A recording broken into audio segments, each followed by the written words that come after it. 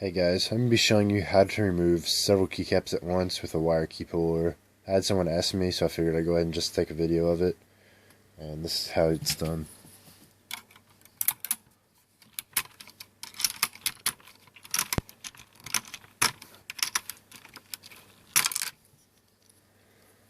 As you can see, I just took off 5 of them very quickly. You just have to slightly turn it and pull. And when you're doing PBT keycaps, you want to be a little more careful with them. But these are ABS, so it's no big deal for me.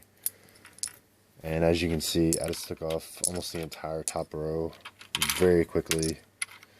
So you can do 3, sometimes 4, depending on what kind of keycaps you have. And sometimes you'll even knock off other keycaps doing it. Thanks.